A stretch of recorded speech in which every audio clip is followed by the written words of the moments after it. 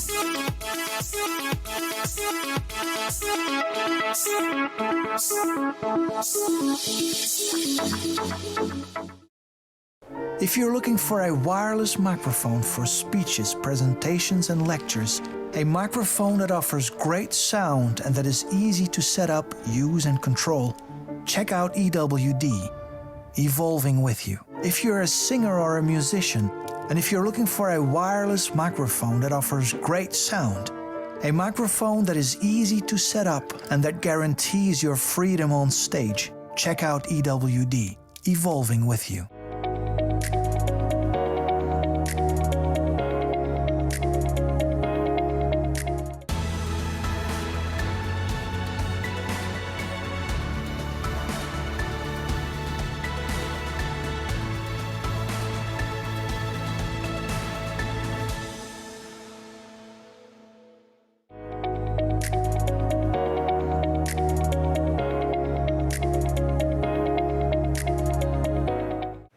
Hi everyone, welcome to our AVnTech4Church webinar series.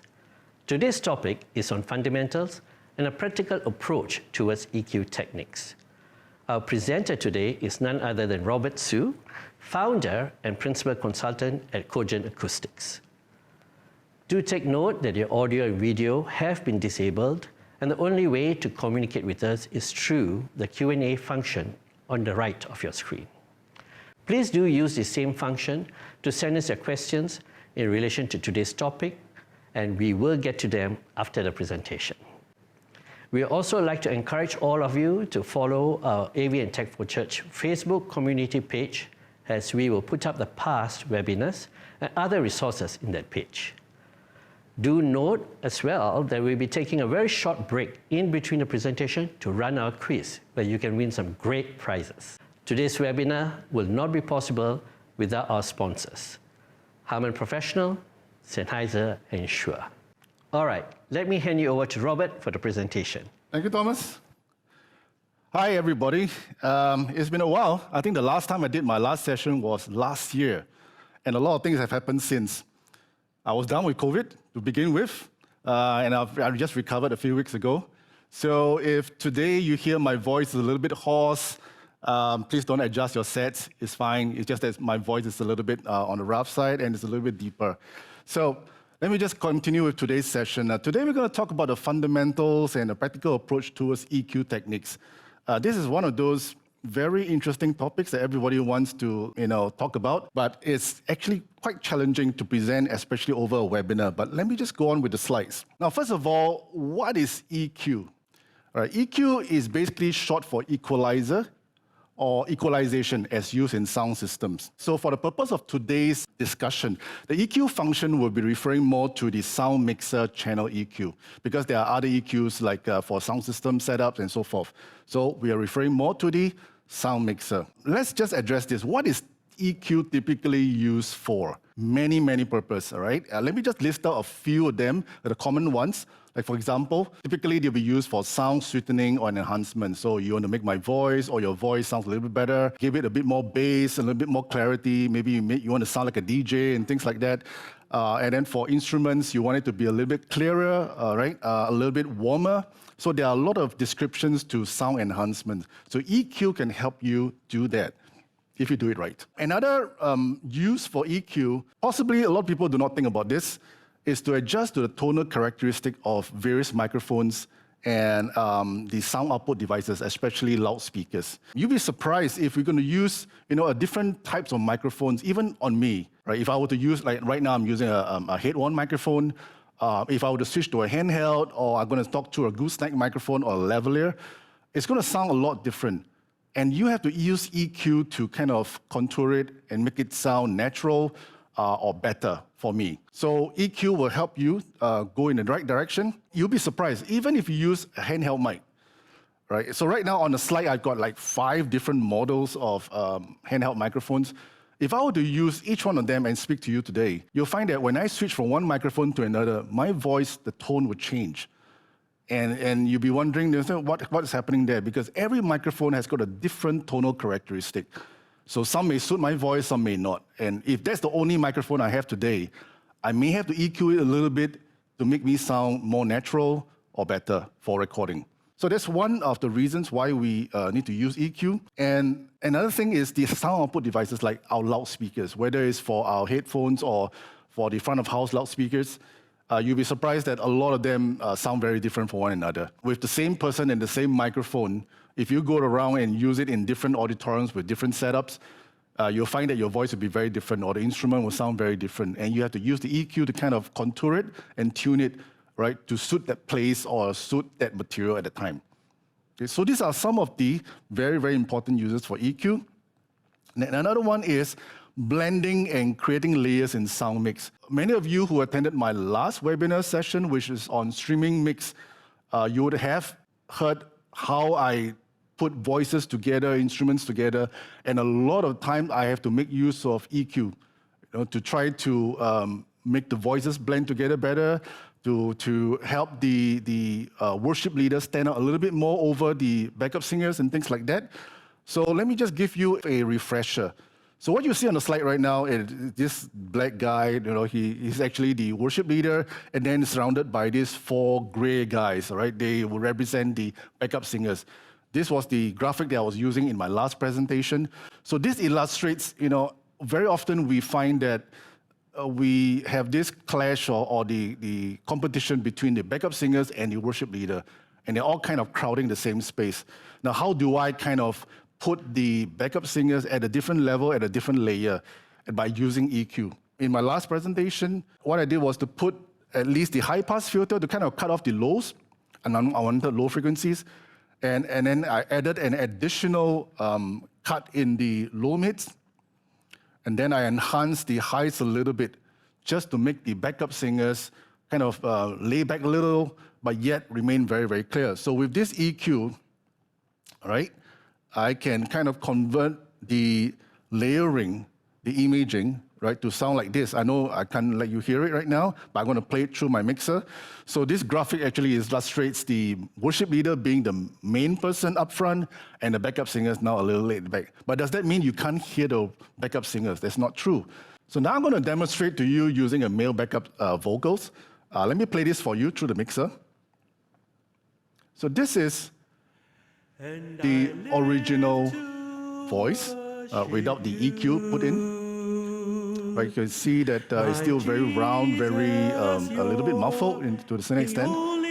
So let me play that again with the EQ put in, and this is how it sounds, to make it more suitable as a tone for backup singers. So I actually cut the low mids, put in the high pass filter, enhance a little bit of the clarity, and this is how it goes. And I live okay, here it's completely changed. Now, some people may comment that this sounds a little bit thin, and it says, is this suitable? Now, bear in mind that you cannot put it the same as the worship leader, and especially when you have a bunch of backup singers together. Let me just show you another demo, right, where all the backups come in. And this is how it sounds, right, with all the singers coming in. So it can sound really rich, even with the kind of EQ. So you have a group of singers coming together, sounding really full, so it's fine. Right? So what I've shown here is that, an illustration of how EQ can make a certain voice or a certain instrument more suitable for the kind of mix that you are going for. Now, another use is for creating tonal effects, right? This may not be so useful when you're in the midst of a worship service, but sometimes you may use it for drama purpose or for any kind of film sound and things like that. So here's an example where you can create a voice to sound as though he's talking through a telephone or something. So, and you may be useful for some kind of drama scene. So let me just pull out this one. Give me a second here. So I'm going to pull out this, go to 007. Right, I'm going to make the worship leader sound as though he's talking through a telephone, I think. And let's see how it goes. All right, go to 128.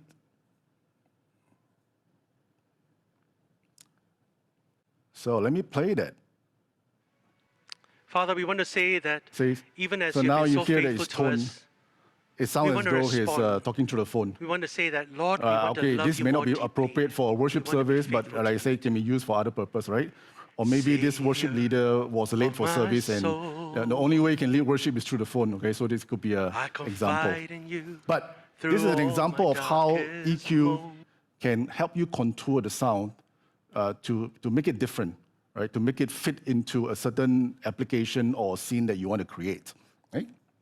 Dealing with acoustic feedback is another very useful application for EQ. So this is very, very common, where you are detecting a feedback coming in from one of the microphones, and maybe you are good enough to identify that it's a 2 kilohertz tone. So you go to the EQ, dial into 2 kilohertz, and then you pull it down, just as how I've shown in the slide. So this could be another very important application for EQ.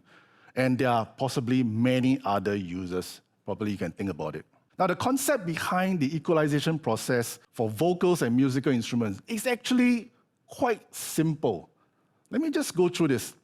Now, imagine you are dealing with an acoustic guitar, as shown in the slide. And when the guitarist is playing, and then it sounds like this, right? It doesn't sound very nice. It's a little bit muffled, a bit down, and it says, nah, this needs to be fixed, right? So what do? The thing you need to do is you start thinking about, okay, so the guitar doesn't sound right. So how should it be? Or then you think about it and say, oh, it should sound like this, right? Much clearer.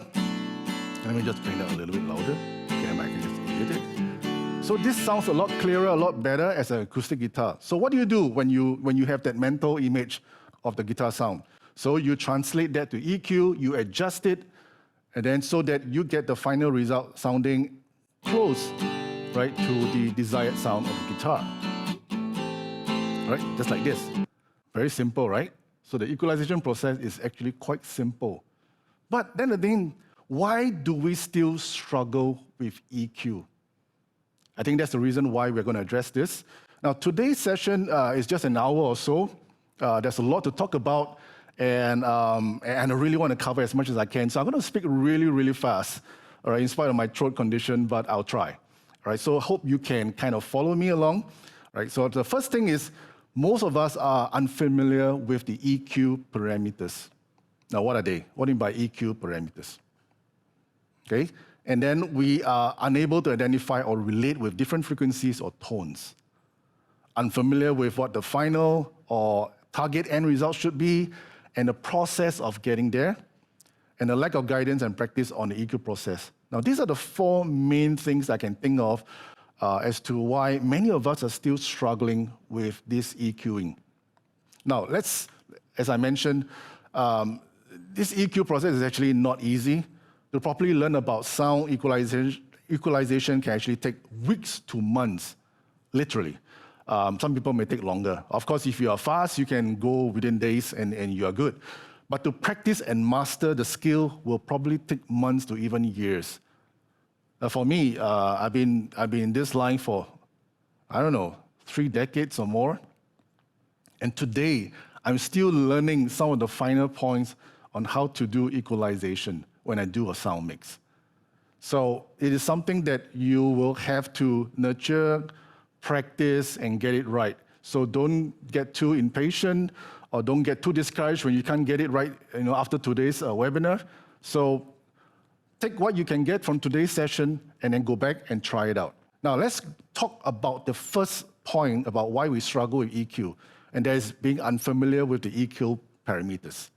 So look at this. Now this is of course some of you are already using digital mixers, so what's shown on the screen is a typical analog mixer EQ strip, right? So you see there you have your low frequency, your low mid, high mid, and your high frequencies. This is a very typical setup, and you will see that these two are kind of paired together on the EQ for the low mid and the high mids. Now I've seen a lot of people adjusting the EQ while this blue knob here, which is actually the gain, is set to the 0 or the unity position, and then while frantically trying to adjust the green knob, trying to find the right frequency to adjust. So this knob here, I hope you understand, is actually tied to this knob. And if the gain knob is set to 0 or unity, whatever you do to the green knob doesn't do a thing. So whenever I see somebody turning the green knob without adjusting the blue, I know that, okay, I think this person may not really understand how the EQ works. Very similarly with a digital mixer setup, it looks different. It doesn't have all the knobs here, but it's the same thing. We have the gain and we have the frequency select. Now, if the gain is at 0 and you keep adjusting the frequency, nothing's going to happen on that band. So again, if I see somebody adjusting frantically on the frequency select while the gain is still at 0, I know that, probably I do not know what I'm doing. So that's why today we really need to understand what all these knobs are for and what is gain, what is frequency, and things like that. The other thing is, if you look at this really, really complicated slide, you'll find many combinations of different types of analog mixer EQ. The first one is the 2-band fixed EQ, and then we have the 3-band fixed EQ, 4-band fixed EQ. It's really confusing. And then we have the 3-band mid-sweep EQ, followed by 4-band 2 mid-sweep EQ, and things like that. You get my gist. There are different formats with different combinations of EQ knobs and so forth.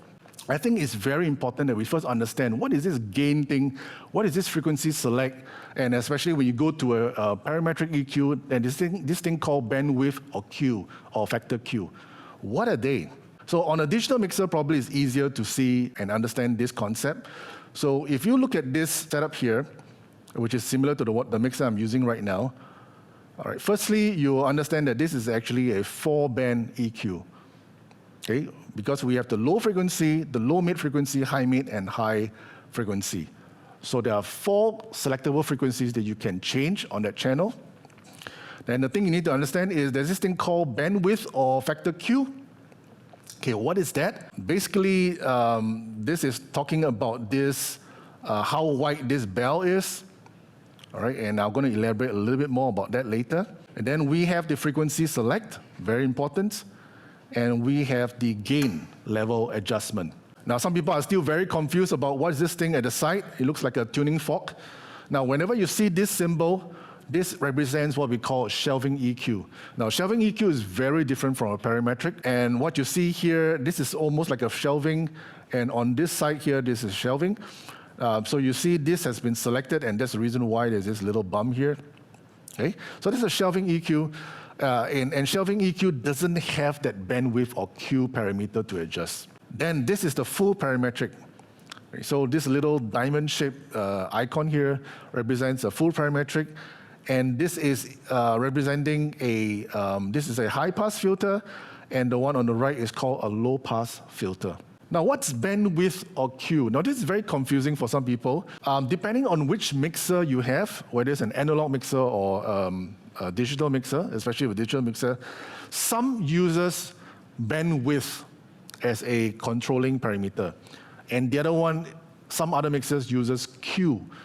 So a lot of people are very confused. Is there a difference between bandwidth and Q? They're actually the same thing. It's just that the unit on the number representing the shape of the curve is going to be different. Now, so this is the bandwidth thing. So it says here at the low frequency is 0.4 bandwidth, the low mid is at 0.8, and then the high mid is at 1/9 bandwidth. So what does that indicate? So look at this thing here. This is a pretty wide bell, correct? Very wide area. And this is represented by bandwidth of a 0.8 or Q of 1.78. Now, how do I know it's 0.8? Because it's written here as 0.8. Okay, so this is pretty wide, and it's almost a 1 octave bandwidth. But if your mixer does not use bandwidth, it uses Q, it will show it as Q is 1.78. I know this is very confusing for some people, but let me just move on, and maybe you might be able to follow me. So this narrower bell here, this little mountain, all right, which is sharper, you notice that this is narrow, so it covers a narrow range of frequencies. Now, the bandwidth is 1/9, so 1/9 is pretty small. But if it's represented in Q, the number is actually 13. So you can see here, the numbers are actually going in the opposite direction. You have a larger bandwidth, the Q number is smaller. When you have a smaller bandwidth, the Q number gets larger, so it goes in opposite direction. Now, if you're not confused, like me when I first started out, right, that's great. But if you're confused, you're just like everyone else, you take a bit of time to kind of get used to this, right? So how do I know this is 1/9? Okay, it's shown here. So, but how come here there is no bandwidth reflected? As I said, this band, high frequency, was switched to the shelving. So once you switch to shelving, there is no bandwidth reflected. Now, if I were to activate this parametric icon here, this number in the bandwidth section will appear. Hopefully, you're following me. Now, this whole thing about bandwidth and Q, right? How do you calculate the numbers? Now, there are formulas out there I can show you, but you don't have to worry about this. Right? This is just for engineers who are designing the filters at the time to know how to do it. But for us, it's good to just understand the numbers behind it. So there are tables out there that will help you understand. As you can see here, this is a conversion table. The smaller the octave in bandwidth, the larger the Q number. Now, if you look at the opposite end, when the octave is really huge, like 10 octaves bandwidth, you see how small the Q number is. So don't get confused. Whenever you hop from one mixer to another and you're trying to adjust that bandwidth parameter, if you want to know what the number is, make sure you understand that whether it's operating in bandwidth or operating in Q. There are two different ones, okay? So this is a very good reference if you just want to know the numbers. But what's more important is, so how do we use bandwidth or Q? It doesn't matter, they're actually interchangeable, but what's the purpose behind it? When you're looking at, let's say, look at this one, okay, where it's very, very wide. When you do this, and you select a big bandwidth, what you're trying to do is, when you adjust that center frequency, you're also trying to adjust the neighboring frequencies together. So you say that the whole section there, I need to either cut it or boost it. So you have to understand, what's the purpose behind it. Now, if you're going to select a narrower bandwidth like this, it means that you are very specific about that frequency that you want to adjust. You just want to adjust that, say, in this case, is centered at 3.33 kilohertz. Say, I just want to adjust that frequency, and I want to leave the rest of the frequency in the left and the right untouched as much as possible. So you narrow it down to be more focused, but you widen it because you want the whole chunk to be affected. So make sure you know what you're doing when you're trying to adjust the equalization. Okay, we have talked about the bandwidth and so forth. So another thing is, why do we struggle with EQ is because I think this is a bigger problem. We are unable to identify or relate with different frequencies or tones. This is a huge issue. Like for example, when you look at all these numbers, right? I'm thinking you've seen it before: 50 hertz, 100 hertz, 200, 400, all the way to 15,000 or 20,000 hertz or 20 kilohertz. What do these frequencies mean, and how do they sound? I think that's most of the time what people are struggling with. They see numbers, but the numbers mean nothing to them. So when you're trying to adjust EQ, says, where do I start? Well, what are these numbers for? So let's have this little experiment. So I've got this little quiz here. Okay, unfortunately there's no prize, but you can just try. I'm going to play a sine tone, and then you're going to guess like which frequency is it out of the 4 selections shown below. Okay, you hear it? Okay, so is it a 1,000 hertz, 2,000 hertz, 4,000, or 3,000? What is it? Okay, now I'm going to wait because there's no prize for this, but just to let you know, it's actually a 2,000 hertz tone. Now, some of us may not understand or recognize that frequency, right? Maybe a lot of us do not recognize it. Oh, there was a 2,000 hertz, I didn't even know. But why can't we identify the frequency? Why so? I've got this way of presenting this question, right? Why most people struggle with identifying frequencies. Now, if you look at this, if I ask you, what color is this? Most of you, hopefully all of you, will be able to tell that this is green color, right? This is green. And this should be red. And this should be blue. I think we all have a consensus here. So somehow we all know the colors. Why is that so? Because when we were young, when we were in kindergarten or we were toddler, we were taught by our parents, our grandparents, and we were shown, color cards like this. Okay, this is yellow, and this is blue, and this is red. And this gets repeated and reinforced. So we were taught to see a color and put a name to it, and you identify what it is. And from young, we were taught this and reinforced throughout our years. Even now, when we see something, we reinforce it. We say that's green, that's red, that's blue. Now imagine if when we were young, somehow your grandparents taught you, I don't know who, right, and say, this is red, this is blue, and this is green. You were, and they say, it can't be. But then again, if you were taught that the first color is called red, and the second is called blue, and the third is called green, today you'll be giving that answer. So what I'm trying to show here is that we were not born with the ability to recognize colors. We were taught, and our brains were taught to recognize it and interpret it. It's the same thing with sound. Again, let me just play this. Right? If I were to play this tone, you can hear it. You know what the frequency is? This is 400 hertz tone. Again, we cannot identify. Another one. What is that? That's a 5,000 hertz or 5 kilohertz. I think most of us will struggle and say, I don't know what frequency that was. So why can't we recognize that? Now imagine, all right? Our education system somehow incorporated sound into our lessons when we were in kindergarten. And the teacher will say, all right, okay, children, listen to the tone I'm playing now. It is called 1 kilohertz. Right? So say it with me, 1 kilohertz. So, and then the teacher teaches the children how to hear something and interpret it as something else, all right? So if we were taught from young, all these sound, tones, frequencies, and things like that, I can tell you today, a lot of us will be potential sound engineers, or we will not have problems with adjusting EQ. But just that we were not taught that.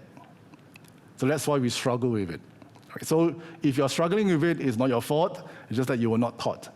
Okay? So for me, when I first started out in the industry, it was a struggle for me. It was very, very difficult. I had to, there were many times when I was trying to trace a feedback frequency, and I can't tell what it is. I had to buy a handheld device. That was back in the 90s, right? Last time we do not have a mobile phone as what we have today. Today's mobile phone, you are able to play sine tones and things like that. So, but last time we had to buy a handheld device that plays back sine tones. So, or maybe detect what that frequency is. So I had to have a device to kind of listen out to the feedback frequency, and then it gives me a readout. It says, oh, that's a 3.5 kilohertz. Right? And then I'll dial in on my EQ to kind of cut it down. So I had to go through that very rudimentary thing, right? I have to learn how to listen out to frequencies and then try to identify and put a number to it. So can we train our ears, or our brain actually? It's not our ears. We keep saying we train our ears, but I see training our brain. Can we train our brain, our ears, or is it too late now? It's okay. Now, when I first started out, I was struggling, and then I found this resource called Golden Ears. I'm not sure if it's still available right now. In those days, it came in 10 CDs. Okay, those days CDs are nowadays, nobody buys CDs anymore. Okay, it came in 10 CDs, and in these 10 CDs, there are resources on it that allows me to listen to material, and the engineer who did the recording will play with different frequencies, change, and stuff like that, and it kind of get me into that, it kind of trains my brain. When I hear it, then it tells me this is the frequency, this is what has been changed, this is what's been done. So I learn from there. So I believe there are many other resources today that are similar, but let me just play you something that is found on this Golden Ears resource, training material. So this is how it goes. What it does is that it plays a material, and then what the engineer did was they changed a certain frequency. Either they cut it or they boost it by 12 dB. And then they ask you what frequency was changed. And of course, there are answers after that. So that otherwise, if you don't know the answers, then you will never learn. But at least it puts you through that quiz. This is how it sounds. Example 1. Okay, this is how it goes. It's kind of soft. Right, you hear it? So I'm not sure whether you heard the difference, but there was a change in the 8 kilohertz region, and it was a boost. So it sounded a lot brighter. So there's another one here. Example 2.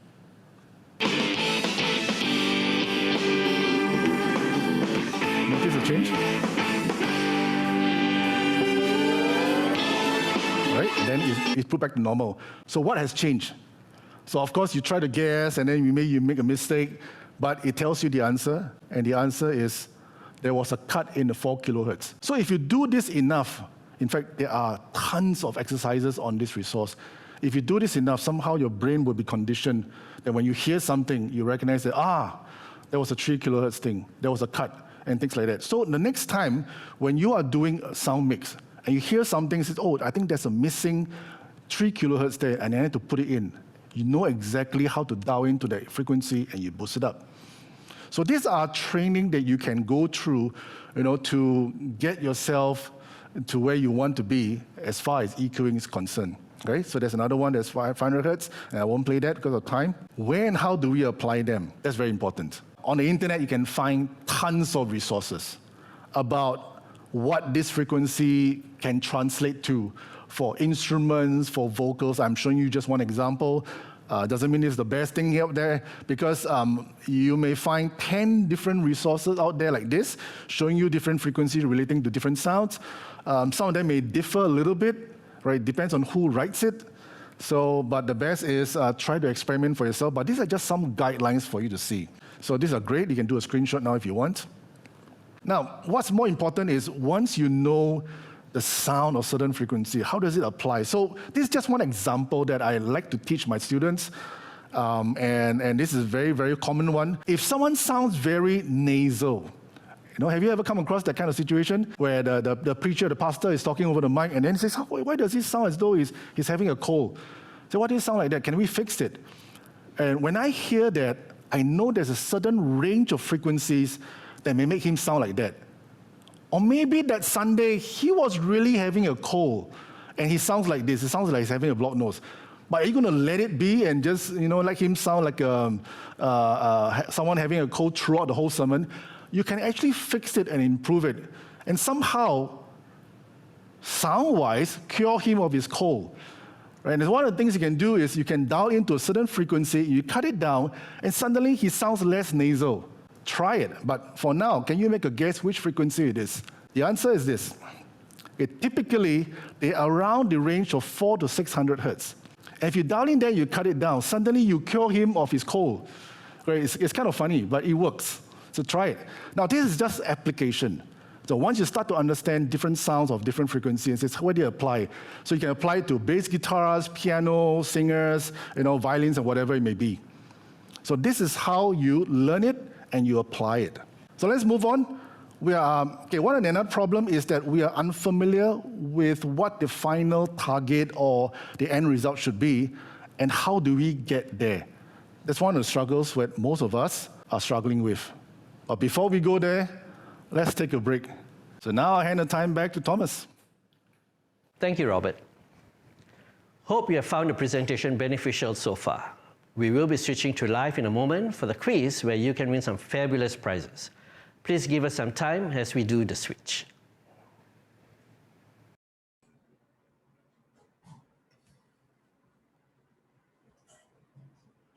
Hello, everyone. Good evening. Thanks for staying with us. I think the numbers were confusing to me, but I'm sure you'll get the gist of it, and I hope you understand where Robert was coming from. We are now going to do a quiz. Basically, what will happen is there'll be a poll, and there are multiple choices for the answers, and we just need you to choose the right answer. All those who choose the right answers, obviously you go into a lucky draw pool, and then somebody will be selected to win the prize. So I hope you're ready. We'll start off with the first quiz, and it is a chance to win a JBL 104BT compact desktop monitor, sponsored by Harman Professional. All right, let's see the first quiz, please. I hope all of you can see the quiz.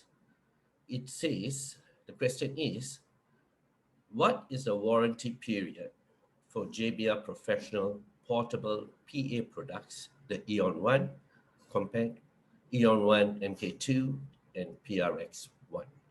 Is it 3 years or 7 years?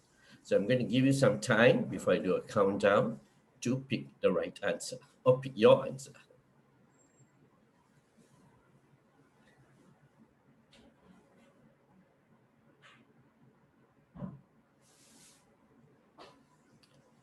Okay, let me do a countdown, right? Okay, 10, 9, 8, 7, 6, 5, 4, 3, 2, 1.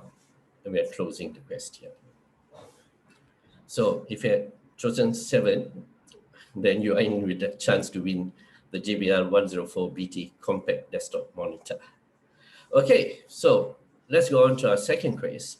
Up for grabs is an Apple AirPod Pro, sponsored by Sennheiser. Can we have the second question, please? I hope you can all view it. Very simple question. What is Sennheiser's newest wireless microphone system? Is it the XS Wireless? Is it the Evolution Wireless G4? Or is it the Evolution Wireless Digital? Let me give you guys some time to think about that, mull over it, and choose your answer.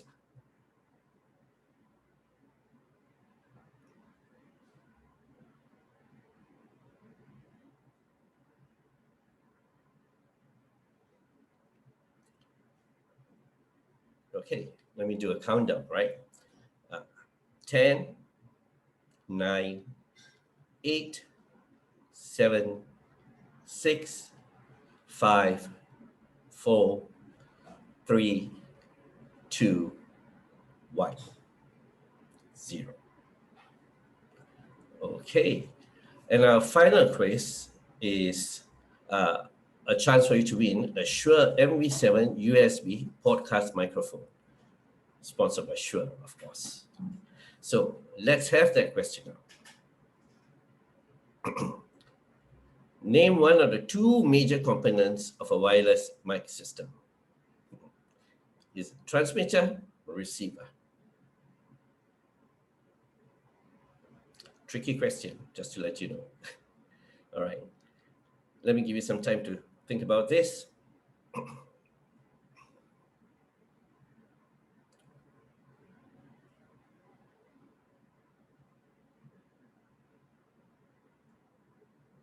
I hope you have a chance to have answered the question. Let me do a countdown. 10, 9, 8, 7, 6, 5, 4, 3, 2, 1, and we are closing. All right, thank you all for participating. I would like to just highlight that you can start sending your questions anytime through the Q&A function. So feel free to start asking questions if you have something, and we will get to those at the end of the presentation. Okay, so that was a very short quiz, and I think fairly easy enough. Let's get back, excuse me, let's get back to the second part of our presentation by Robert. Please give us a few minutes for us to make the switch back to the presentation. See you all later.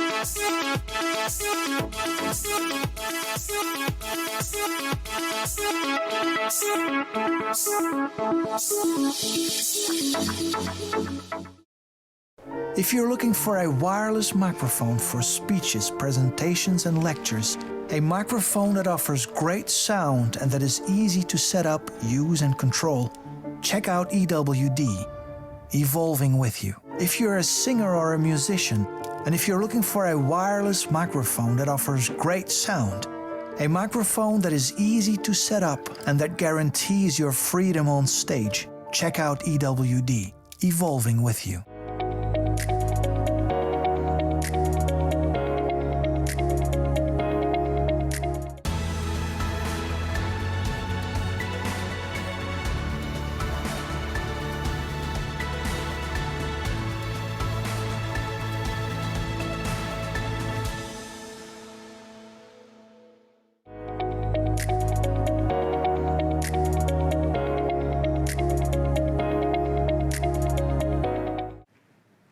Welcome back to the presentation. Do feel free to type in your questions in the Q&A function so that we can answer them at the end of Robert's presentation. Let me hand you back to Robert for the second part of the presentation. Just before the break, I was just talking about this point about why do we still struggle with EQ. And one of the things is we're unfamiliar with what the final or end or target end result should be and the process of getting there. So let's talk about this. This is quite interesting. I'm not sure how many of you are familiar with this book by Stephen Covey. It's called The 7 Habits of Highly Effective People. Now, what's this going to do with sound? Now, yeah, I'm going to get there. Now, in the second habit that he comes up with is called begin with the end in mind. So he's trying to say that for effective people, you should have this habit. Whatever you set to do, you must always have the end in mind. Now, what is that going to do with sound? So let me translate that. Coming back to this whole concept about when you need to EQ something. So you listen to this guitar and it doesn't sound right, and say it should sound like this. So you have an end target. And then you get from here, from the initial part to the end target through this process called EQ. What I'm trying to say here is at least you have a target. You might have something in mind. Because the process of EQing is not random process. It's not something that you keep trying to do something without knowing what you're trying to achieve. Okay? So I'm going to adapt this second habit and call it this. You EQ with the end in mind. Now that is a very important factor you must put into your process. When you EQ something, whether it's a voice or instrument, you must always have the end in mind. What should it be? Now, let me have this experiment, all right? I say, can we draw a chicken? I say, what's this going to do with sound now? Okay, I do a lot of strange things today. So can we draw a chicken? So if I were to present to you, say, can you draw a chicken? I think the first thing you have to think about is, okay, how does a chicken look like? Okay, most of us, I hope, have seen what a real chicken looks like, right? Not sometimes you ask children, where's chicken? And then they'll ask you from the supermarket and everything. But you must have a mental picture of chicken. So for me, yeah, I remember what a chicken is. And I say I can draw it. But probably my chicken will look terrible because my drawing is really awful. I wasn't trained in drawing. My art is really bad, and I'll come up with this weird, children like drawing of a chicken. But for people who are more skillful and more practiced, maybe they were taught how to do proper drawings and things like that, they'll come up with a much nicer version of a drawing of a chicken, maybe like this, or maybe better. Okay, so that's fine. So most of us can do it. Sometimes it looks funny, it looks stupid, doesn't look good, but it's fine. At least you're trying to draw a chicken. Now, let me ask you, can we draw a golden pheasant? Draw a what? Now, most of us do not even know what on earth is a golden pheasant. What is that? And because of that, you can't draw it. Let me just show you what a golden pheasant is. Okay, this is a real picture of a golden pheasant. It's a bird. It's a really beautiful bird. Okay? And if you draw it, and if you're very skillful, you look like this. This is a drawing of a golden pheasant. So what I'm trying to describe here is, we have this issue when we don't know what is our end goal. What is it supposed to be? We can't get there. Right? It's like trying to go to a destination and say, where is it? I don't know. Right? Can you just keep driving and then hopefully one day you'll reach there? So you can't do that. You need an end in mind. Okay, look at this, another picture here I'm trying to show you. Now, most of us, hopefully, right, you've been on Earth for long enough, you know that this is actually a picture of the beach. But there's something wrong with it. And you find that, yeah, the color is wrong. Hopefully you know that. And you say, what's wrong? So can we fix it? If I were to give you 3 colors to change, right? Maybe one of the possibilities is that, I think that something is wrong with the sky. The sky shouldn't be green. If the sky is green, then I think, it's not a good thing. It's not a good sign. So it should be blue by right. So you might want to change the blue factor, right? The blue parameter. And then you might change the whole thing to look proper. It says, this looks more normal. I put the blue element back in. So you know what to change. Now let me show you another one. Same thing, I like to use birds, because birds are really colorful. Now if I were to ask you, what color should I adjust to make it look right? Most of us will be scratching our heads, even myself. I say, wow, how do I change this? Change to what? Now the issue is this. Okay, what bird is this? I also don't know. Just what do I adjust? Do I adjust red, green, blue? What do I do to get it right? We don't know. By the way, this bird is called a lilac-breasted roller. Wow, how many of us know that? Okay, because we don't know it, that's why we do not know where the target is. So what can we learn from here? Now, we do not know what color parameters to adjust because we do not know what the bird's color should be in the first place. Now, how do we apply this to sound and EQ then? Most of us would have instruments like this, typical band instruments used in our worship. Okay, we have piano, guitars, maybe drums, and often you get violin, saxophone, sometimes you get a cajon. Yeah, a lot of people do not know what a cajon should sound like, and people struggle with it, so they do not know how to EQ it. So the question to ask ourselves is, do we know what's a good sound for this instrument, or what's the right sound? Now, when we do not have an idea, say, I encountered the use of a cajon back in the early 90s, because before that, I wasn't practicing sound.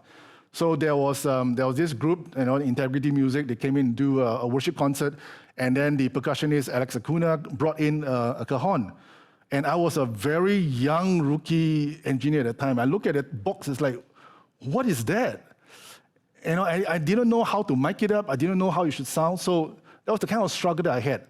So it's the same thing. If you do not understand or recognize any of these instruments or know how they should sound like, you will struggle with it. So it's good that you get familiar with them.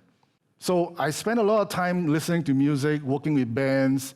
Of course, I have the privilege of doing music in my early years as well. So that helped me a lot. And if you are struggling with this, maybe you should start, listening to more music, talking to your musician friends, listening to different kind of music. I listen to everything, I listen to rock, K-pop, even Thai music and things like that. And they sound a lot different. They use different instruments. Their style of music is different. And the tone even is very, very different. And you learn a lot of things from there. So let me give you an example. So in my last session last year, that was on the streaming mix, we talked about how do you get the sound right. Now, so in this case, I have an example of trying to enhance the snare sound. If you were with me in the last session, I've demonstrated this, but for the benefit of the others, let me just play this again. So I'm going to play the snare sound in the raw form. Okay, so you can hear this. Let me play it for you. Okay, you listen to this snare. It is really dull sounding. But of course, to some people, they may not understand. Is this wrong? Is this bad? Now, if they can't tell that this is wrong or bad, that means they know we have a little issue here. And so the first thing you need to understand is try to be familiar with a good snare sound. Okay, so in this case, For me, I find that it's really dull. It doesn't work for the mix. So I have to change it. So you should learn how a snare or a good snare should sound like. So let me just change the EQ here. If you can see, what I've done with the snare is based on this graphic here. I've rolled off a little bit with the high pass filter, and I brought down the 131 hertz, I think, if I can see properly. Yeah, I brought it down by about almost 6 dB. You can see the bandwidth there. And when I brought down some of the lows and the low mids, I kind of enhanced the sound of the snare by pushing up the high frequencies. You can see here on the high mid, I've bumped up like almost 5 kilohertz at a very, very big amount, but by about 11 dB or so. So this is a really huge amount here.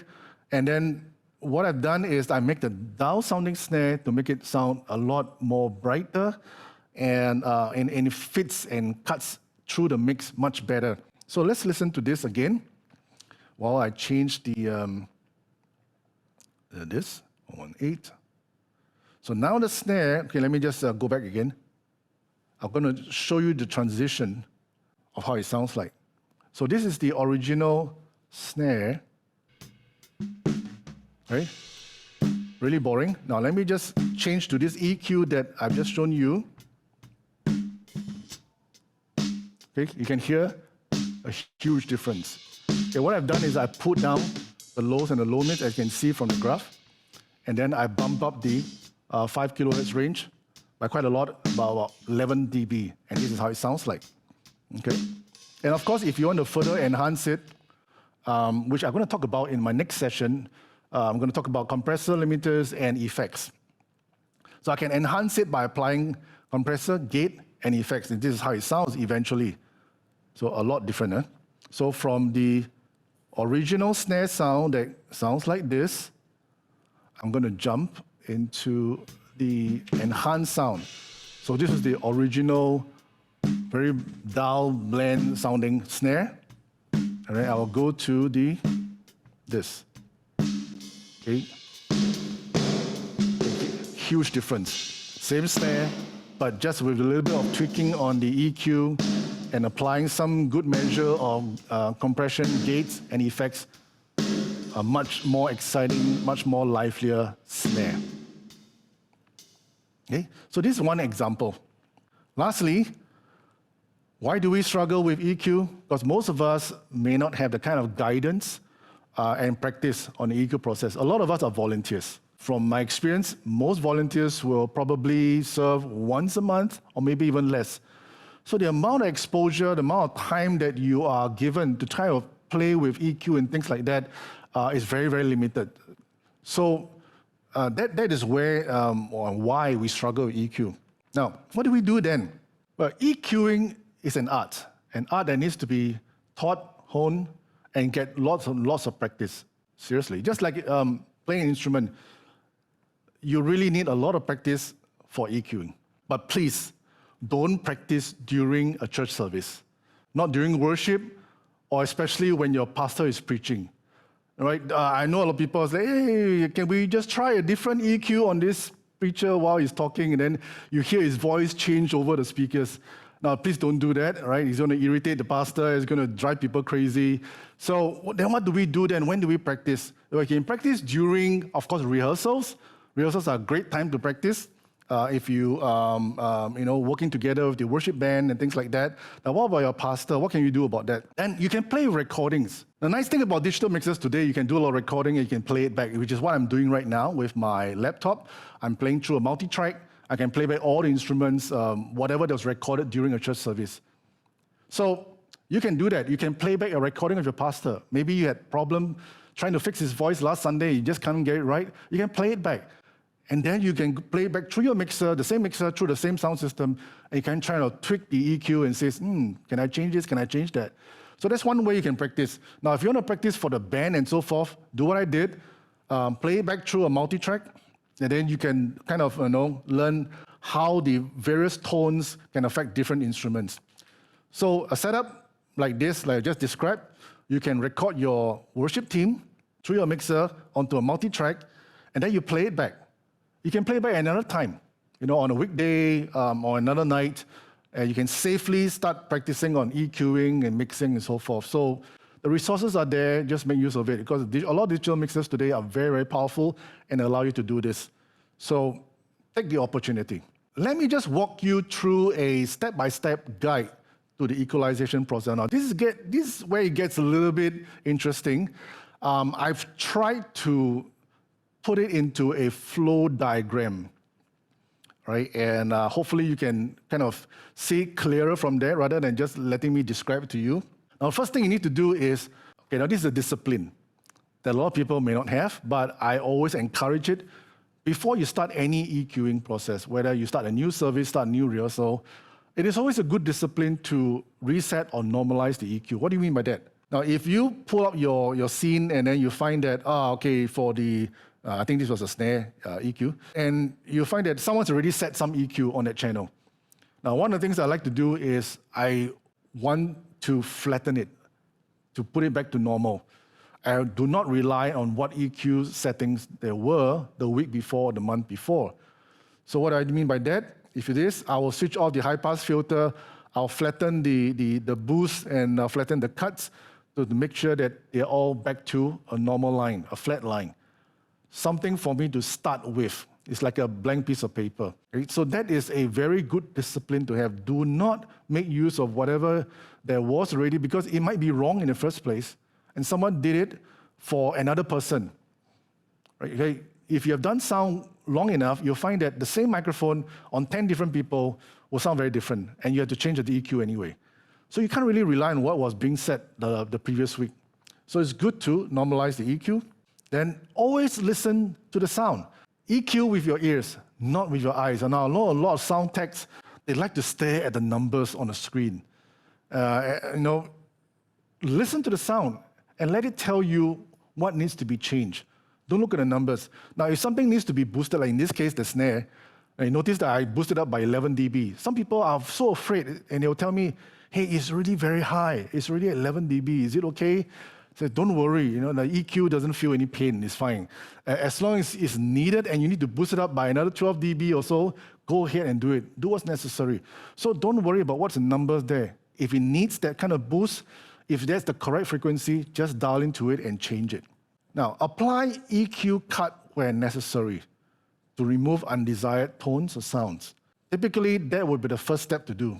Now, let me give you an example. I like to use illustrations, pictures to show you. Now, in a case like this, we have, this is a picture of a kitchen, by the way. All right? And you can tell this kitchen is really cluttered. Now, if someone says, how do we make this kitchen look better? Well, then what do we do first? Where do we start? Do we start off by decorating the kitchen immediately? No, that's not the first thing you do. The first thing you should do is, what? Declutter. Remove the unwanted, undesired items. That's the first thing you do. You don't rush off and say, can we enhance the look of this kitchen when there's so much junk that you don't need or don't want there? So what you do is get rid of it until it's clean. So now it looks great. Now, it may not look fantastic, but it looks a lot better than it was before, right? So you apply the same thing. So this is where you start to add enhancements. So remember, remove what you don't want or it's wrong, and then add what you want, okay? Do that for sound. So what we do is we apply EQ cut first, then you apply EQ boost where necessary. So now I'm going to walk you through this step by step using a flow diagram. Now, I had some IT background, so I like to use a flow diagram like this. So how do you start an equalization process? First, like I said, you normalize the EQ, flatten it. Good discipline to have. Then you try to listen to the sound and says, are there undesired, very low frequencies that you can hear? If there is, activate the high-pass filter and set it to the correct frequency. Once you've done that, are there any more? Okay, if not, then carry on. Let's listen to it and say, is there an excessive frequency, something that you don't want? It's too much, and you want to remove it. If there is, what you do is you cut the offensive frequency. Once you cut it to the correct one, you go back. There might be more than one offensive frequency that you don't like, and you want to take it out. So you go through this loop a few times until it says, I think it's fine. Everything that I don't think I want to be in there has been removed. Then you move on to the next step, which is adding the enhancement. So is there a frequency that you like to kind of put in to enhance the sound? If yes, go through that step of boosting the desired frequency. Then you go through this loop again. Sometimes you might want to boost, let's say, on the 7 kilohertz, and then you want to add a little bit of sibilance, not sibilance, but airiness to it, and you say, can I add about 12K, just to add a little bit of air to it and make it sound a little bit more breathy, more, more up there, and sounds lighter. And it says, then you boost another frequencies. So you do this until it says, now it's okay. So what you have done is you remove whatever you don't like, and then you put in whatever you want, and it says, this sounds better now. And once you are done, you end the process. So look at it, it's very, very simple, just a few steps. Looks simple on this flow diagram, but let's identify what's really happening in each of these little triangles, right? What really takes place in each of these action boxes, is what I call it. So the little diamond shape is called identification step. Identify the frequency of interest, whether it's bad or good. If it's bad, you take it out, right? Identify if it's a need, like I said, a cut or to boost. And then identify if it requires a parametric or a shelving. Now, shelving is usually at the end, very low or very high, because that's where it affects. In a mid-range, typically you'll be using full parametric. So that's how you apply it. Then once you identify what it needs to be done, you proceed to either cut or boost the targeted frequency. And you work on the amount of cut or boost. If it's a parametric, you also need to get the bandwidth or the Q factor right. So do you narrow it down so that you're very focused to the frequency that you want to affect, or you want to widen it so that you change whole neighboring frequencies as well? If it's a filter, like a high-pass filter or low-pass filter, okay, work on getting the ideal cutoff frequency, which is the number that you set on the high-pass or low-pass filter. A lot of us, at this point in time, as I said, we are still unsure of what exact frequency. For example, many of us may not know, I know that is a 2.5 kilohertz. We can't really identify it. But most of us may be able to guess it's within that range of here or there. So that's one thing that we can work on. We start off with this, a simple EQ approach. What we do is we divide the audio spectrum into 4 segments, which is very similar to how our EQ works, which is the low frequency, the low mid, and high frequencies. So we divide into 4 parts. So what we need to understand is, what does the low sound like? And you can play with it. The low mid, we're talking about 200 hertz, 500 hertz, 800 hertz, things like that. And then we go to the high mid. We're talking about 2K, 3K, 4K kind of thing. Then we go into the high frequencies like 8K, 9K to 12K kind of stuff. So you divide the spectrum into 4 parts. When you hear a sound, it says, I think there is something excessive in the sound, and I want to take it out. The first thing is identify which sector is it in. Is it in the low, low mids, high mid, or high? First thing you do. You don't have to specifically identify the frequency yet, just at least gauge where it should fall under. Like for example, in this case, now if let's say I find that, let me just put in a guide here that's low, low mid, and high. What I want to do is, I want to determine whether it needs to be a cut or a boost, whether you push it up or you cut it down. Then you say, which region of the frequency should it fall under? So in this case, here is under lows. Now, if you're not familiar with which frequency it is, never mind. Just put that point, that frequency select, to somewhere within that low frequency. So in this case, I say, I want to cut something in the low frequencies. I'm not sure where it is. So move it anywhere in that region, say 100 hertz. Start off, and it says, I need to cut it down. So use your gain to bring it down first. Maybe 3 dB, 4 dB, and so. Bring it down. And then you listen to the sound. It says, yeah, it did something, but not actually there yet. So what you do is you move the frequency select left and right. That means lower or higher, while listening to the sound. As you move the frequency around, you'll find that the sound will change accordingly. And at one point, it says, that sounds about right. So you're kind of doing a trial and error thing here. But at least you're not trying to figure out throughout the entire spectrum. You are more zoomed in to a particular segment. So in this case, you find that to enhance the drum sound is somewhere in the high-mid region. So where is it? I don't know. So I move my frequency select to somewhere, I don't know, let's start off with 4K or something. And it says, I need to boost it up. So you push it up, put it at 4K, it says not quite right. Then you turn that frequency select, move it left and right, and listen to the sound as it changes. At one point, it says, that kind of works for the snare.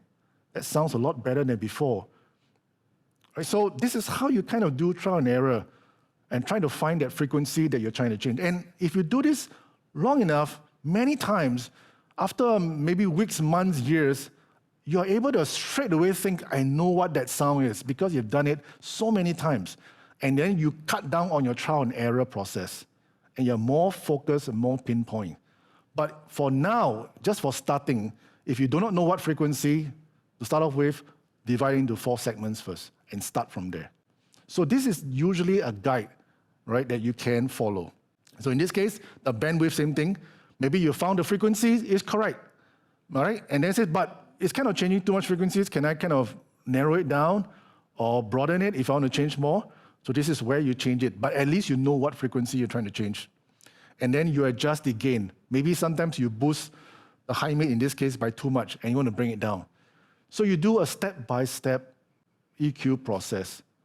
Okay? But at least this kind of guides you as to how you start, and then, along the way, you're going to figure it out. This is how I learned, by the way. Now, let me ask you another question.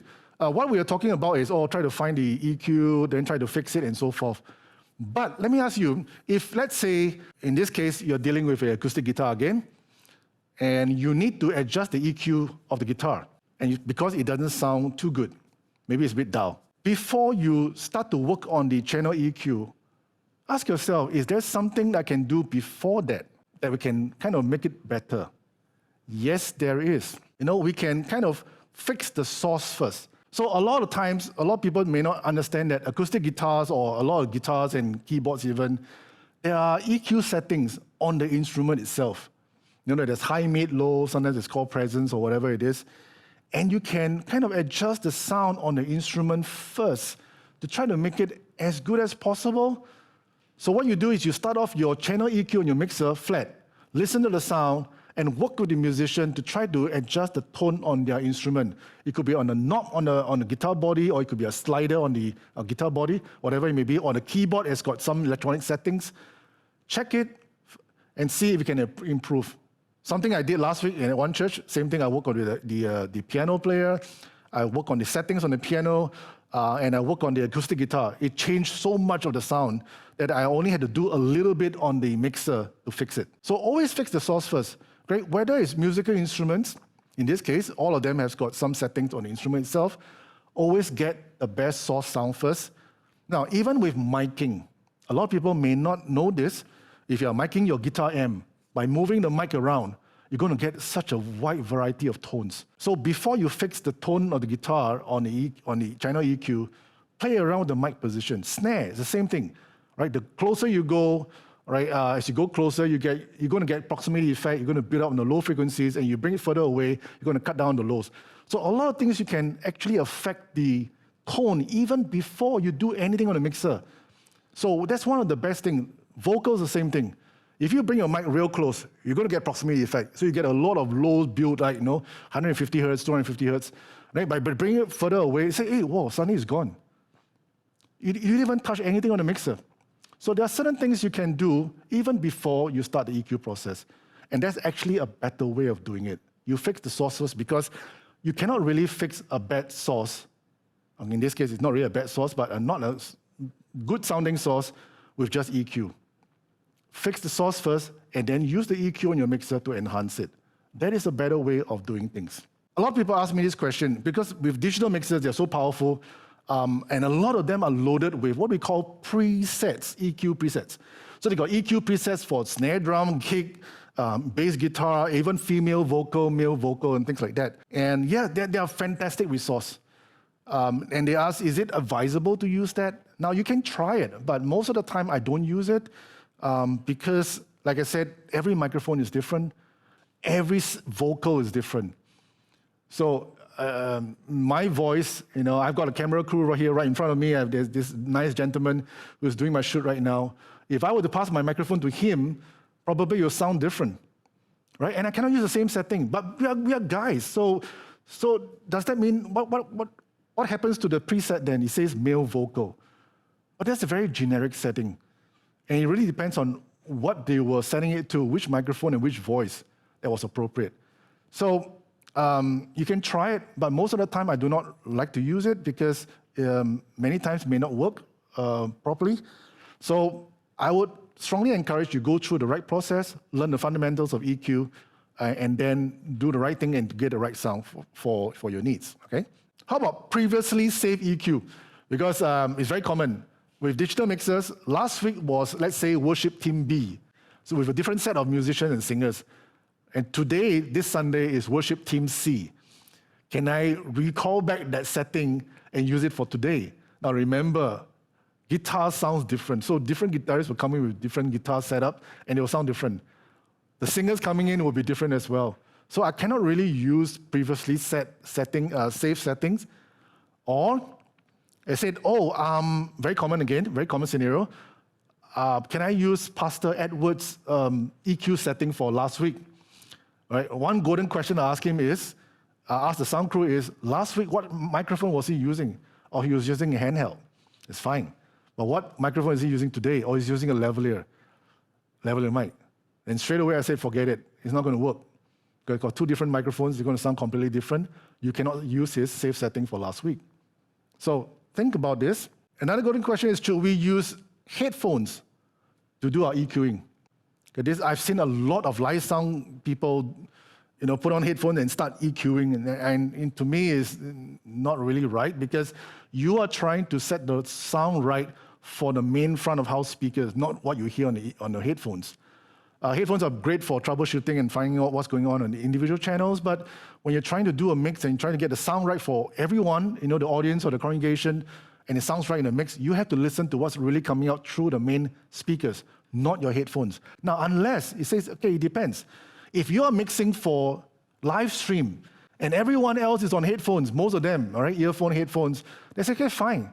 Use a good pair of reference headphones and use that for your EQing. I do that as well, because when I do streaming mix, and I know that most people are going to be using headphones anyway or earphones, I'll be using that as reference, because the imaging and the sound is going to be very different from speakers. Okay, what factors can hinder proper equalization? Now, there are many. One, very common, if your front of house mix position is not ideal, like in this case, shown in the picture, it's in a room somewhere at the back of the hall. Well, once you're in the room, you can't really hear what's going on out there. And most of the time, the sound tech guy will be making a lot of wrong decisions when he's doing EQing, because he hears a completely different sound inside the room than outside. It's not his fault, but it's just that the location wasn't good. So last week, I was at one Methodist church. Same thing, I was helping them mix, but the mix position was right at the back in some recessed area in the back of the hall. And once you step in, you can't really hear exactly what every congregational member is hearing. So I had no choice but to bring my iPad out, right? That's my hand actually holding the iPad. I was mixing while sitting together with the congregation, because I have to hear what the congregation is hearing. So I was actually mixing outside. So I had no choice, but that at least gives me a much better perspective of what everyone's hearing and what's right, and I can fix it accordingly. Now, another issue can be, if you are referencing to inaccurate monitors, whether it's headphones or monitor speakers. So as I mentioned in the last session on streaming mix, it is very, very critical that your reference instruments like headphones or monitors are accurate and they translate well to what people are hearing. Otherwise, when you do an EQ, you think that it needs to be brighter, but because your headphones somehow didn't have the right high frequency reproduction, and then you boost it up and it says, it sounds great right now, but your home listeners are crying because why is it so sharp? So that's because your reference were wrong in the beginning. And lastly, not really lastly, but very importantly, right, is our hearing. This is very important. No one talks about it. It is critical. Whoever's doing EQing, you are basically making a decision on how much lows, mids, and highs need to be put into the mix. If our hearing are not at a proper, at least acceptable level, right, of quality, then it might affect the sound that we're trying to mix. Case in point, one of my previous church, I like to tell this story. There are many times when I was approaching the entrance of the church, the doors were open, and I can hear the spill of the sound coming out through the door. And I said, wow, the mid range is really, really harsh, it's really, really high. There's a lot of mids coming out. Straight away, I know who mixed it. Because there's this particular guy who's volunteered. He's a great guy, right? He's a great guy. But unfortunately, maybe through his work, he lost part of his hearing. The mid-range is kind of lacking. So whenever he do a mix, he tried to compensate for his hearing and he boosted the mids. And because of that, everybody is forced to listen to a mix that's full of, 2Ks and 3Ks and things like that. So very important, our hearing has to be at least acceptable. We can hear everything, roughly at the same levels. It's very important. So that brings me to the end of today's session. I hope that I kind of demonstrated, what are the fundamentals that are required. In a session like this, it is very difficult to demonstrate. I wish that we can have more face-to-face, which I think we're going to have that in the near future. And so today's session is basically trying to guide you through what are the things that you need to look out for, what are some of the pitfalls, some of the myths even, that you need to dispel, some of the mysteries that you've been trying to unravel, and what you need to learn from here. So I hope that today has been a good session for you. Thank you, Robert. We will once again switch to live for the Q&A. Please do give us a moment to get that done.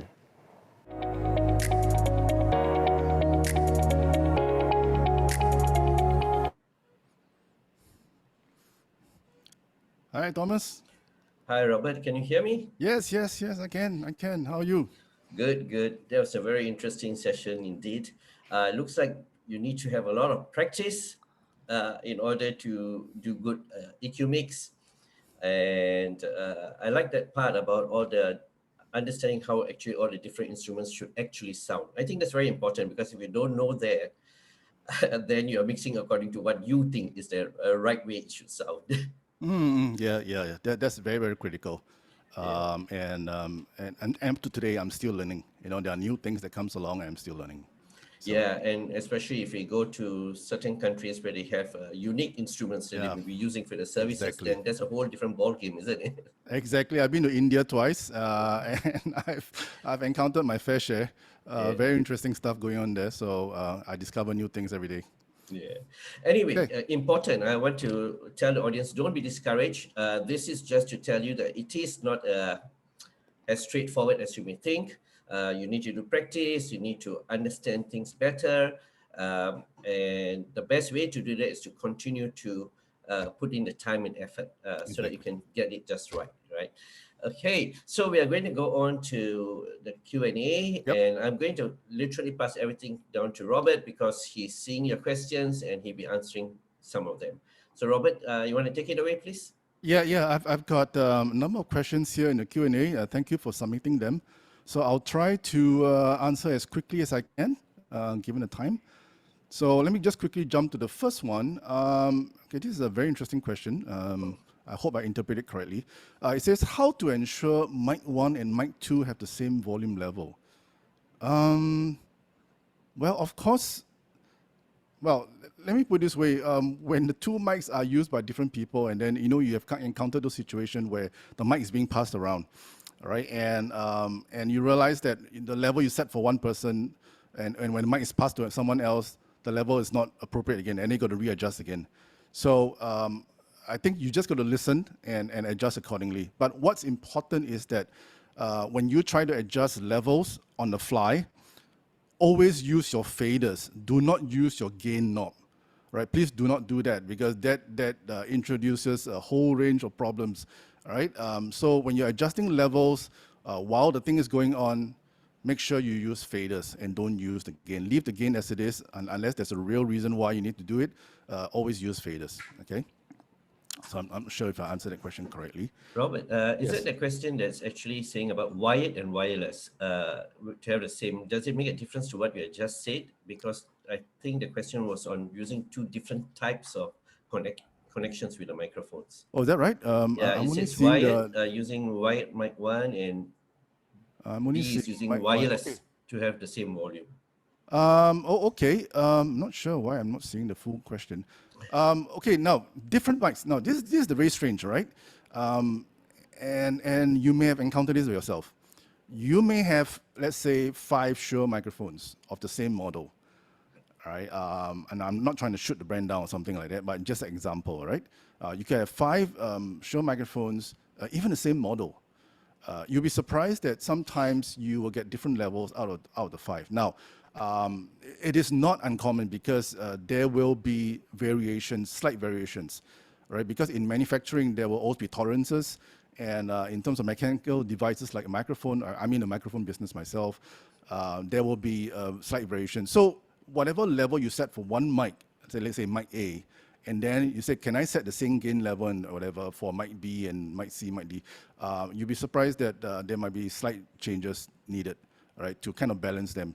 So, and more so if you're using different mics or different models, and you can't compare wireless and wired because it's a totally different ballgame altogether. The wireless has got the receivers that are pumping out the signal and not directly from the mic itself. So everything has got to be taken, contextually, what needs to be done and what's being connected. So always test out for the live levels and during a sound check and so forth. Okay, all right.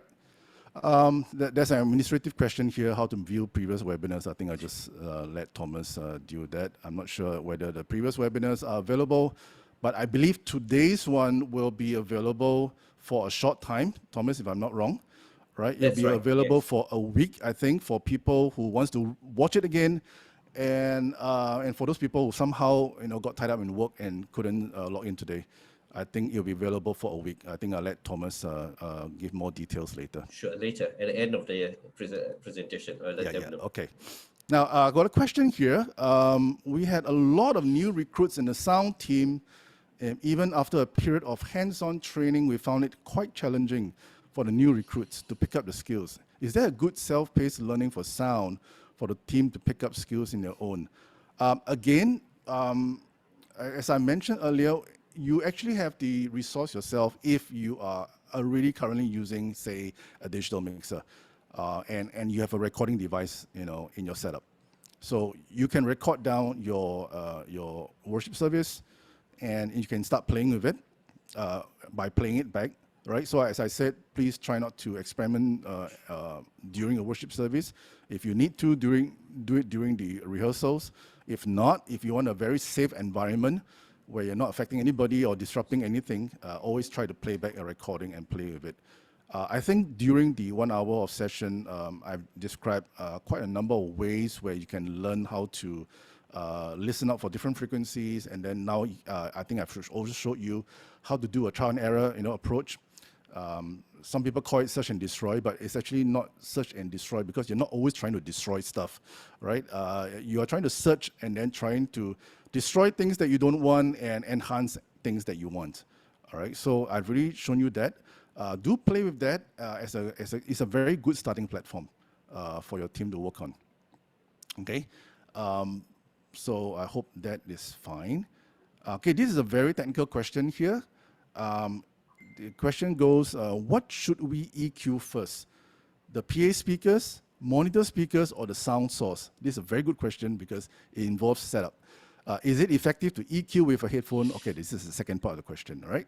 So which do we EQ first? Now, the question is very good because we have to understand that the system, the setup, has to be done right first, okay? So in this case, your loudspeakers and your monitor speakers has to be tuned.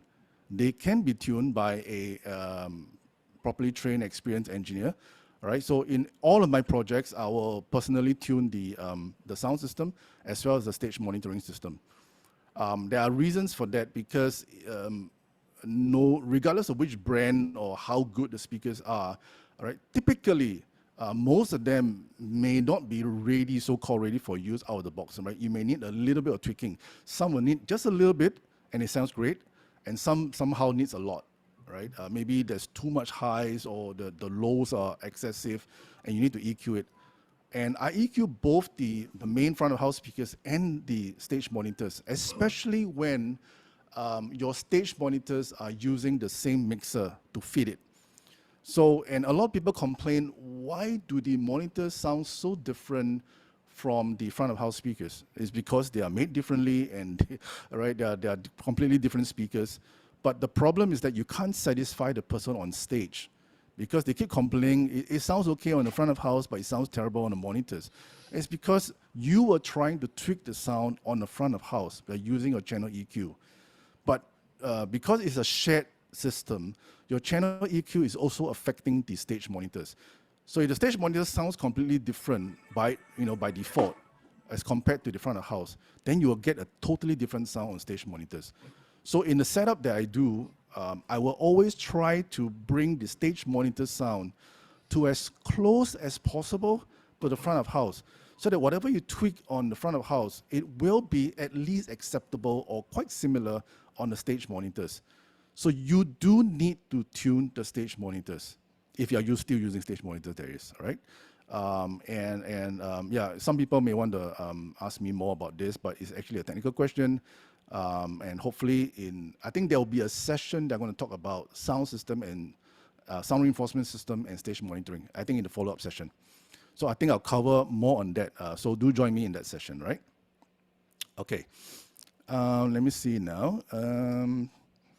I have one question here. If you use back the same value of EQ on the knob you used for last week, it says, will it be the same?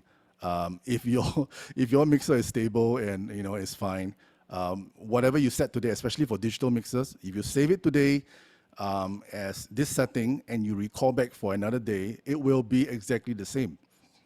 Right? It shouldn't change. If it changes, please send it in for servicing. All right? So that's very, very clear. So whatever you set today, yes, you can safely say that you'll be the same. Now, for analog mixers, there might be a slight difference because you're using a knob. Okay? So you may think that the knob is dialed to, say, +2 on a certain setting, and then someone turns it away, and then now you try to replicate it and turn it back to +2. Now, you may not get exactly what it is because it depends on where exactly the knob is, and then we are using filters and so forth. So there may be a slight variation, slight error there. Okay, but you shouldn't deviate that much. Okay, so it should be the same. It shouldn't deviate. Okay. Let me see now. Let me go another question. What is your take on frequency, EQ, sweeping, and cutting? There's search and destroy. I think I talked about that, right? So how to search for the frequency, and then you cut, and so this person calls it search and destroy. I think it's a question from Jeremy Cole. Yeah, it says search and destroy. So I think I've already covered that question. Okay. I got another question here. Very good. It says, what should we do when we cut a frequency, but the gain gets lower? Now, if we boost the gain, shouldn't it be back to the normal EQ?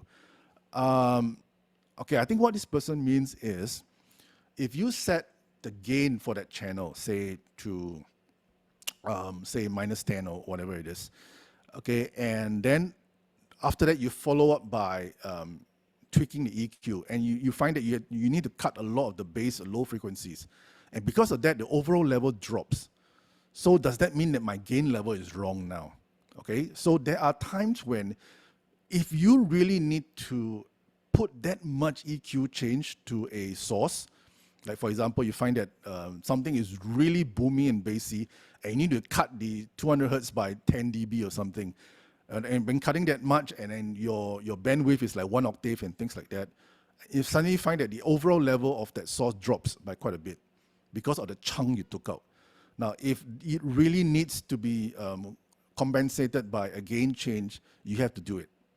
But please do it during sound check, and not halfway through when the worship is on, because it's going to affect everything, all right? So again, I cannot emphasize this enough. Never change a gain in the middle of something. Okay, if you need to play volume, go with the faders. Okay, that's a safer way of doing things while leaving everything intact. Okay, so hopefully that's clear. Let me see now.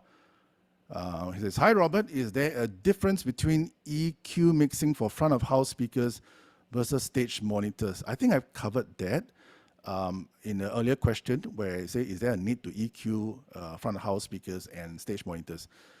Yes, there is definitely a difference between the sound of the stage monitors and front of house. And because of that, usually I will start off by setting up the system correctly and tuning the stage monitors so that they kind of, give a pretty good representation of what's coming out through the front of the house. Right, close.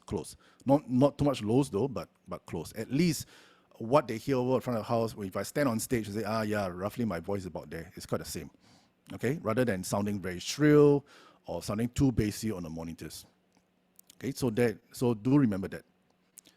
This is a very interesting question. Only happens during COVID. how to equalize with speakers wearing masks.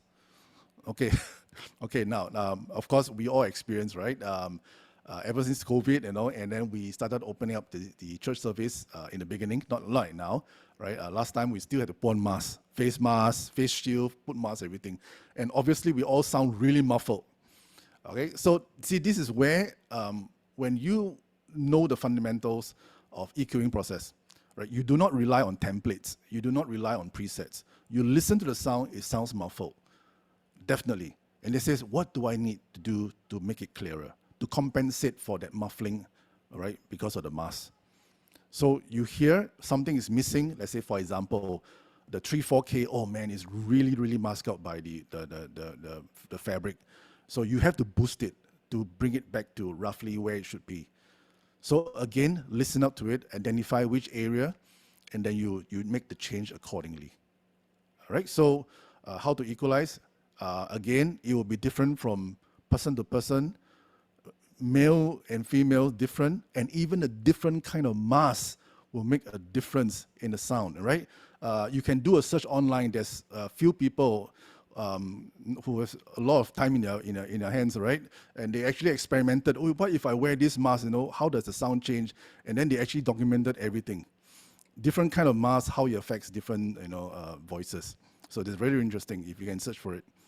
Now, okay, there's another question here. I'm not sure, Thomas, help me to keep time, right? Because I'm just going to keep answering questions. Absolutely. Okay. Absolutely. Now, there's a question here. Is it correct to use RTA chart as reference to EQ, to adjust EQ or troubleshooting? I'm not sure what is RTA chart. RTA stands for real-time analysis, but I'm not sure how this chart is going to help. Typically, like I said, I try not to refer to any kind of reference chart or something. I mean, you can learn from it and says, okay, this frequency will affect whatever, but then I take that information and I listen to the live sound, right? And says, so where does this apply? Okay, I think I'd rather do that than just look at the chart and it says to improve male voice, change this frequency, and then you just do accordingly. Well, you can try, but it may not work. Okay, so yeah, use it as a guide, but not as the definite endpoint. Okay. Okay, another question here: how to lessen the feedback of microphone to house speakers? Wow, this is now this is okay. Feedback. Everybody loves feedback, right? And that's the last thing we want to hear in any service, in any program. Again. Now, if you're using handheld microphones, typically you have less problems with feedback, but most of the time we get a lot of feedback problems with lavalier microphones, right, or even head wands with omnidirectional microphones. And if you're experienced enough, you'll realize that different microphones, different setting, different environment will give you a different feedback frequency. Okay, because I think I have another session in the pipeline that talks about the fundamentals of microphone and its use. And you realize that every microphone is made differently, they sound different, they have different peak frequencies that can cause this feedback. All right, and if you work this microphone with different loudspeaker setup, it will also ring in different frequencies. So it's a really complicated affair. The main thing is when you hear a feedback coming in, it comes in as a sine tone, right? It's a pure tone. First thing you're going to do is, what is that frequency? Find out, right? Like I said, if you're not familiar, you can use your mobile phone. There are a lot of apps that are available on mobile phones that you can use it to function like an RTA. So you can let the phone listen to the frequency and you can kind of guide you and says, that is a 1.6 kilohertz. So you go into your mixer, centered to 1.6, keep your bandwidth narrow and you cut it down. And then you'll find your feedback frequency going away. All right, so that is how I will take the approach when you're trying to fight a frequency happening at a time. Okay, so train your ears, your brain actually. All right. Say, what's the best tool for frequency ear training? I think I've already covered that. There are a lot of resources available. Last time I used to have this app on my phone or tablet. It's called Quiz Tones, but I think they've taken off the app. But it's also a very simple thing where it plays back is on your mobile phone or device. It plays back something and then ask you what frequency that was. So there are a lot of resources like that available now, tons of it. 10 years back maybe there are much less, but now it's full of it. Look for it and it's available. Some are free, some are pretty cheap to purchase. So go for it. Okay, this is a very, very good question. Again, how to set a certain frequency with only 4 analog EQ mixer? Oh, okay. So he's talking about an analog mixer. Even if you have a 4-band, all right, the 4-band EQ will still be less flexible than a 4-band EQ on a digital mixer. So that's one of the nice things about upgrading to a digital mixer, because the EQ is much more flexible and powerful. But I can give you a worse-off scenario. What about a mixer with only a 3-band EQ? All right, that's even worse than a 4-band. So when you are limited by the number of bands of EQ, okay, when you listen to the sound, you follow my flow chart earlier that I shared. Main thing is identify which are the first 2 critical frequencies that you really want to deal with. There could be 3 or 4, right, frequencies. At the end of the day, you are limited by what you have. So it says, if there are 3 frequencies that I want to change, but I'm only available with 2 EQ that I can change, so which 2 will that be? Right? It's like when you have $2, to buy 3 things, and it says each, but I only have this amount of money. So you got to choose that 3 things. I can only choose 2. Which one should I buy? All right? It'll be the same thing, right? So which 2 can get you at least somewhere? Okay, so you can't get all 3, but at least you get 2. It gets you somewhere, right? So practice this. And of course, it may not be so easy in the beginning. It's easy for me to say it, but when you're trying it, it takes time, right? So practice that skill, okay? I'm currently doing front of house mix for my church. How exactly should toms sound? Wow, okay. Where to boost, where to cut is something that I'm not very certain about. Okay, now, drums. I'm not sure how many mics you have on your drums, all right? For a basic set, if you're going to do close miking for drum set, typically you'll be using 8 microphones. Okay, kick, snare, hi-hat, 3 toms, and 2 overheads. There's 8 mics, and that drives a new engineer crazy, all right? Because you need to EQ every component. Now, how do I know what toms should sound like? Again, as I shared, that there is, in fact, what gets things really complicated is you can listen to 10 different drum sets, and all 10 drums may sound a little bit different. Okay, so this is where it gets really interesting. Toms for rock drums is different from toms for jazz. All right, and the different sounds of different genres of music will demand a different sound from the drums. So I encourage you to start off by just listening widely, all right, and do what I do. When I listen to music, it's not just for enjoyment. I actually literally dissect the music and listen to it. Every time I watch a concert, when it sounds great, I say, how do they get the sound to be that good? And I start analyzing it. I don't even know who's singing, but I start analyzing, how do they get the sound? So it is part and parcel of getting to where I want to be, in terms of my knowledge and skills and so forth. And I encourage you to do the same. All right, try to learn from whatever you're listening to. Right, if you hear a great drum sound, try to remember it. If you hear a great bass guitar sound, try to remember it. It says, it should sound like that. And then the next time you try to implement it. All right, remember I said when you EQ with the end in mind.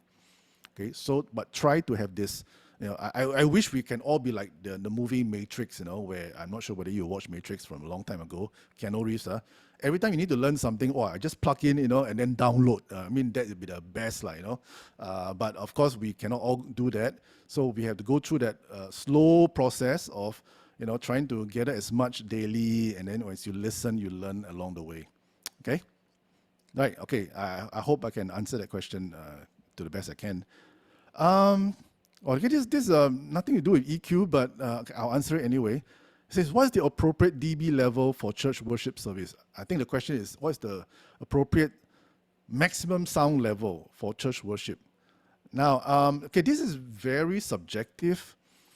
because different churches have different cultures, different style of music, right? And they have different expectation of what is loud, right? And what is not loud enough. Okay. Let me share an example, right?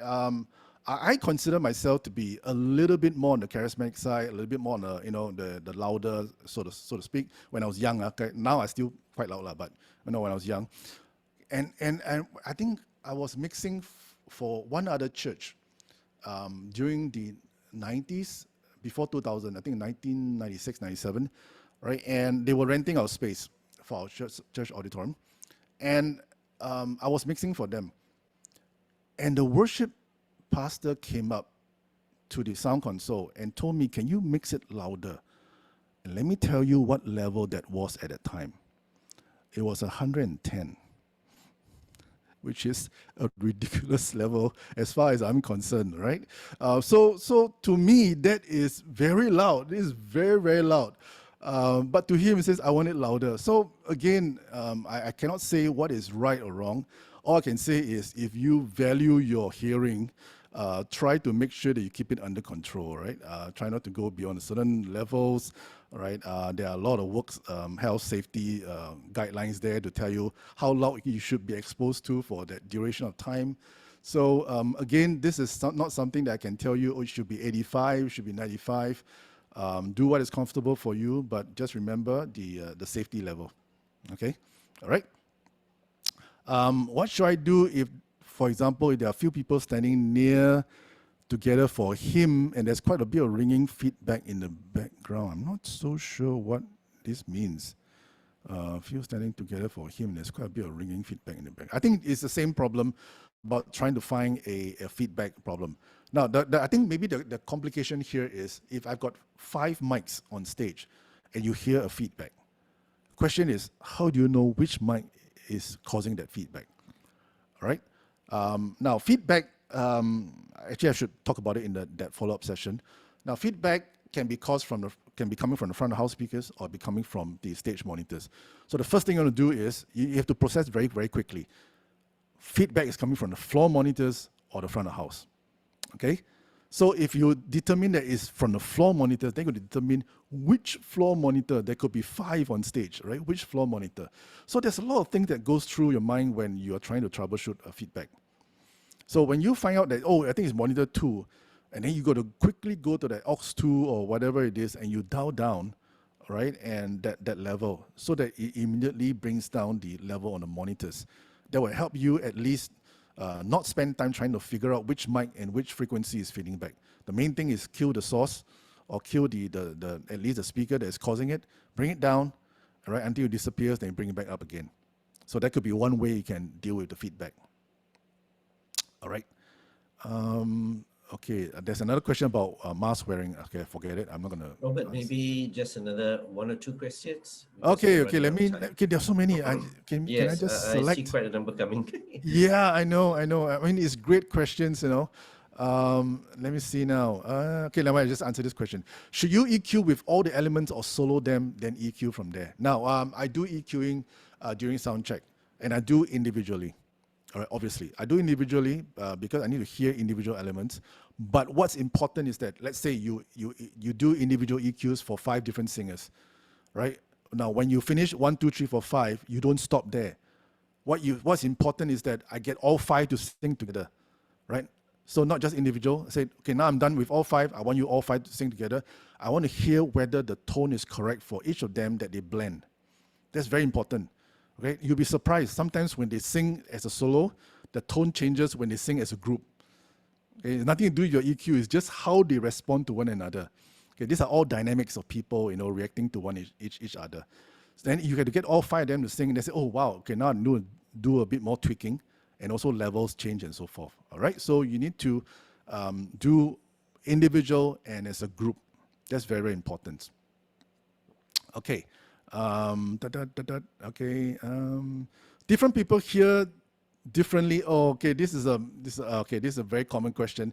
Now, people hear differently, have different opinions. Who should sound tech listen to other than themselves? Now, I'm going to get into trouble with this question. Okay, now it is true, right? Everyone has different preferences. It is true. and you can't change that. Now, it's a matter of finding that middle ground, because if I were to play something with tons of bass boosted, I think we can get everybody to agree that there's too much bass. And if I were to purposely increase the, let's say, mid-range frequency, 4K, I boost it up by 10 dB, I think everybody will complain that's too harsh. So we can agree to a certain degree of what is not good. It's a matter as it gets closer and closer to the middle ground, and it says, now I start to have a little bit different preference. Okay, so you need to find that middle ground. As to who should a sound tech listen to? Okay, it really depends from situation to situation. All right, if I'm paid to do my job, all right, and my boss comes in and says, I want you to change that, I say, okay, fine. All right, he's paying me, I got to do what he says, all right? But of course, I will try to reason things out with my boss, and we try to work things out. Because there are times also when the musician will come and demand different things, all right? Or even the congregation will come in and demand different things. I think at the end of the day is what the leadership wants. Everything has to come top down, all right? It has to come to a consensus. Okay, what does the church feel, all right? And by church, I don't mean, every congregational member, because you'll never get 100% consensus. It's about what the important people feels, all right? And what is right and what is wrong is subjective. But let them make the decision, all right? And if you cannot agree with it, try to agree to disagree for a while, but along the way, probably you try to work things out and try to see if I can convince them that certain things can be done in a better way. Right? But sometimes you yourself, or even I myself, might be wrong, right? So take a step back and say, is there valid reason why they are saying that? Okay, so do remember that everything can be worked out in time, all right? Talk things out and then try things out together and see if it works. I've worked that out with a lot of worship directors, music directors from different churches, right? Because everyone thinks differently. Okay. Okay, Robert, let me throw you the last question. Okay, throw me the last question. Okay, that's good. Here's an interesting question. There's a school of thought that EQ should be adjusted from low frequency to high frequency. Example, starting with drums, bass guitar, before going to keyboard. Is this true? That's very interesting. I'm not sure if I haven't even heard of that school of thought. Okay, I think there's the mismatch of two processes going here. One is EQ, sequence. What do you start off with, lows or highs? And also sound check. Who do you start with? Musicians, singers, and even musicians. Do I start with drums, bass, keyboards, guitars, and things like that? They're two different things. In reality, let me start the sound check. If I have a very disciplined team with a very disciplined program, I will dictate who comes first and sound check. Now, for example, if I were to do a full-length concert with a full band, now the instrument that I spend most time on, like it or not, okay, it's a fact. It's the drums. Because, like, for example, the basic set of drums, I said I got 8 mics, okay? And then in a more extended set, I may even have 10, 11 microphones. So it's very complicated. There are a lot of things to balance, a lot of things to, I got to move mics around to try to get the sound right and so forth. So I started off with that. Did I start off with that because it is the right thing to do in the right sequence? It's just that, no, I got to spend a lot more time with the drummer. So I spend more time with him, he comes much earlier, and then the rest can come later because of time, right? So I manage it based on what's really required, what time is available, and so forth.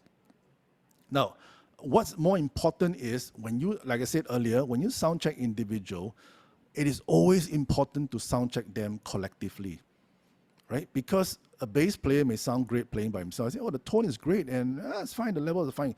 But when he starts playing, the rest of the band says, what happened to the bass?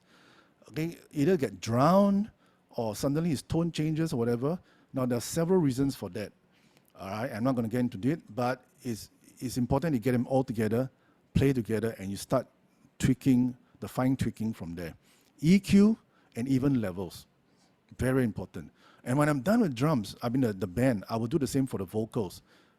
Individually, collectively. And when I'm done, I get them all together, because the last thing you want is they sound great individually. And then when the first song starts in the worship, So what happened to the balance? Everything is off haywire.